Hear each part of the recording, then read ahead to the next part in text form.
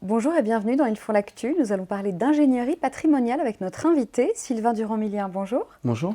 Vous êtes le gérant du Cercle des Avisés, un cabinet de conseil et d'ingénierie patrimoniale spécialisé dans l'accompagnement des professions libérales médicales et paramédicales, mais pas seulement, on le verra tout à l'heure. Alors d'abord, présentez-nous votre métier. Dans quel cas est-ce qu'on peut avoir besoin de faire appel à un conseiller en gestion de patrimoine ?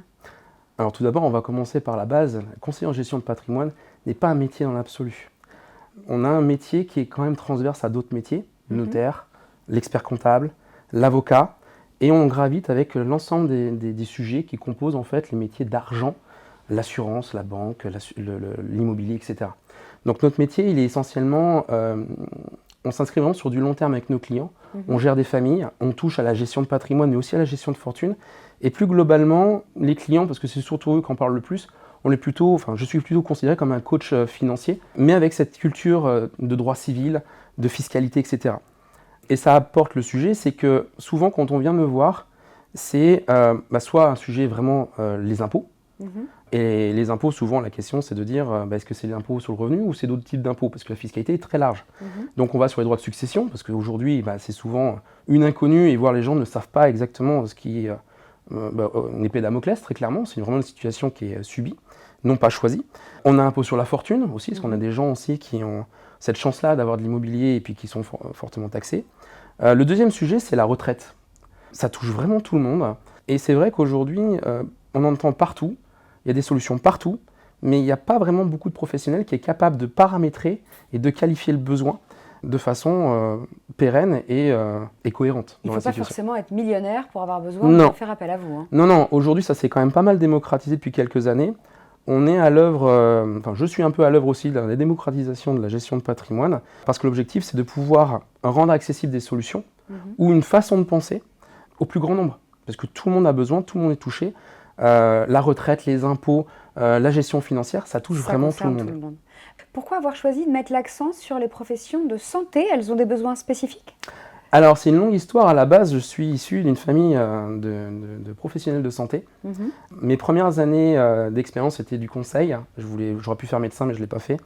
Et de fil en aiguille, comme j'ai une expérience en finance et en fiscalité, à chaque repas de famille, c'était toujours Sylvain, un petit conseil, etc. Oui. J'ai compris qu'il y avait une certaine forme de frustration, une incompréhension, et j'ai appris aussi qu'ils n'étaient pas formés au fait de tout ce qui est environnement qui touche à l'argent, la protection sociale, l'invalidité, ce genre de choses. Et donc de fil en aiguille, je suis devenu spécialiste sur le sujet, et mon nom circule dans certaines sphères, pour la simple et bonne raison, c'est qu'on a une vision complètement globalisée, et je suis l'un des spécialistes des solutions imbriquées, c'est-à-dire que je ne me concentre pas que sur une ligne de solutions, j'ai vraiment toute la possibilité, tout le panel de ce qui existe sur le marché. Et l'avantage, c'est que comme je m'intéresse à beaucoup de sujets, je vais sur des sujets que même leur expert comptable ne va pas, ou parce que c'est pas du tout, ils sont plutôt concentrés sur la compta, mais la compta est très large puisque l'expert comptable sait exactement comment fonctionne un praticien, etc. Donc c'est très intéressant pour moi. Mais vos solutions, vous les proposez aussi aux chefs d'entreprise de tout secteur et également aux particuliers. Exactement. Alors sur les chefs d'entreprise, c'est-à-dire qu'ils ont cette culture, comme les professions libérales, de pouvoir payer pour du conseil. Alors déjà, parce qu'il y a un avantage, c'est qu'ils le passent en charge. C'est aussi simple que ça. Donc effectivement, on les accompagne sur de l'optimisation de la rémunération du dirigeant d'entreprise, sur de la protection sociale, sur de la gestion de trésorerie aussi. On a des montages où effectivement on peut faire bénéficier à titre personnel, en utilisant l'entreprise, de faire de la richesse. Donc il y a de l'ingénierie là-dessus. Et pour les particuliers, c'est un peu plus subtil. Souvent, ce sont des gens qui me sont recommandés. Pour la simple et bonne raison, c'est que des clients qui sont devenus ambassadeurs, si vous voulez, ont fait cette expérience. C'est pour ça que le conseiller en gestion de patrimoine, c'est plutôt une question d'homme, c'est pas une question de titre. Et il faut avoir l'expérience et les diplômes, et puis surtout avoir cette volonté de bienveillance, d'entraide, mais surtout cette volonté d'apprendre, parce qu'on apprend tous les jours, mais il faut se former, parce qu'on a un métier qui est assez lourd d'un point de vue de formation. Extrêmement varié, on l'a bien compris. On a aussi, plutôt 42 heures de formation minimum par an, etc., etc. Donc il faut vraiment aimer ce métier-là, et si on n'est pas passionné, on ne fait pas ce métier. Concrètement, comment se passe votre accompagnement ? Ça se passe très bien. Donc en règle générale, on discute beaucoup avec la personne. Ce qui nous intéresse toujours, c'est pas de lui vendre une solution. On n'est pas un métier de vendeur, on a un métier de conseiller, de conseil. D'ailleurs, le titre, c'est conseil. Donc on essaie de comprendre la situation, les envies, les passions, les frustrations, les contraintes, les freins, la situation de la famille. On projette aussi nos clients. par exemple avec des enfants, dans 10 ans, qu'est-ce qui va devenir des enfants, les études, Il faut etc. bien les connaître en fait. Oui, et puis c'est un métier vraiment de proximité. En fait, là où moi je prends le plus de plaisir, c'est pas l'ingénierie en elle-même, c'est vraiment de discuter avec les gens, parce qu'en fait, les gens sont passionnants par eux-mêmes. Ils le savent pas toujours, mais sincèrement, une fois que la glace est brisée, on apprend plein de choses. Là, je suis invité en Bretagne, je suis invité parce que ça fait partie aussi Ça de devient notre... des amis en fait. Alors, c'est pas vraiment des amis, parce qu'il y a toujours une relation professionnelle, mais par contre, ils savent que le jour où il y a un besoin, ils peuvent m'appeler. C'est pas rare que quand on leur propose une solution, je suis appelé pour me donner un avis. Et c'est cette relation-là de proximité avec nos clients. De confiance. Et de confiance, que c'est un métier vraiment de confiance, qui est vraiment, que je trouve merveilleux, parce qu'au final, on se sent utile, on rend service, et en plus on le fait avec bienveillance et on est payé pour ça. Donc moi je trouve ça très bien. Qu'est-ce qui caractérise l'expertise du Cercle des Avisés par rapport à d'autres cabinets de conseil? Alors c'est une question de personne et de personnalité. Comme je le disais précédemment, c'est vraiment pas vraiment un métier, c'est vraiment la personne que vous avez en face de vous. Moi je dis souvent à mes clients, c'est pas la banque qui pose problème, si tant est qu'il y a un problème, c'est souvent le conseiller. Donc quand on comprend ça, en fait, c'est vraiment la personne qui va vous accompagner. Parce qu'on travaille sur des projets de vie. Aujourd'hui, je m'inscris plutôt sur du projet long terme. J'en suis à venir à gérer des familles. Là, je vous donne un cas très concret de la semaine dernière. J'ai une personne de 93 ans, sa volonté, c'était de faire bénéficier de son patrimoine financier à ses petits-enfants.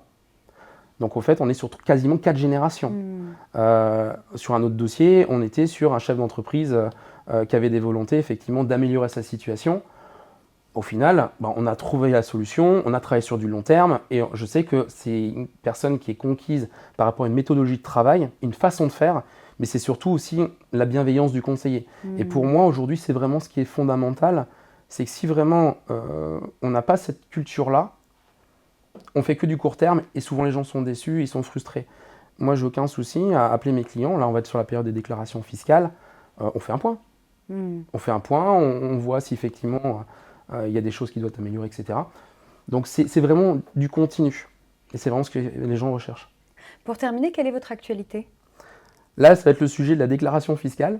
Gros sujet, puisque je travaille notamment avec plusieurs de mes clients ambassadeurs depuis 2 ans maintenant, justement pour pouvoir communiquer sous forme de vidéos, comme votre studio par exemple, des vidéos simplifiées pour que les gens puissent comprendre comment ça fonctionne. Donc j'en ai déjà fait quelques-unes. Et la force des choses, c'est que j'ai plusieurs clients qui m'ont dit on veut participer, on veut t'aider vraiment à développer ça, parce que sinon on en a besoin, il y en a d'autres qu'on aura forcément besoin.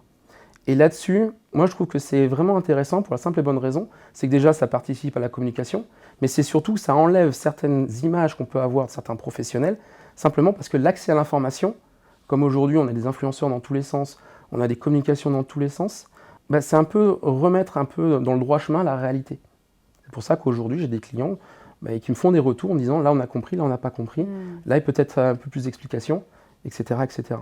Donc, c'est vertueux. Ça, c'est vraiment l'actualité que j'ai. Donc, c'est des petites formations. Après, j'ai d'autres projets, notamment sur l'économie. Là, c'est pareil. Je m'inscris aussi pour, comme les gens, citoyens lambda, comment on peut faire pour, quand on fait ses courses, gagner de l'argent. Les banques ont mis des systèmes de cashback, mais il y a des systèmes qui existent depuis bien plus longtemps. Et c'est toujours vertueux aussi, parce qu'au final, on peut travailler à la fois baisser les impôts, baisser les charges, on peut aussi baisser le montant de ses courses. Donc c'est toujours dans une relation gagner plus, payer moins, vivre mieux, mais toujours l'intérêt que les gens vivent mieux, parce qu'au final, ils ont tous les mêmes besoins. Oui, on voit vraiment que vous êtes issu d'une famille de soignants. Ouais.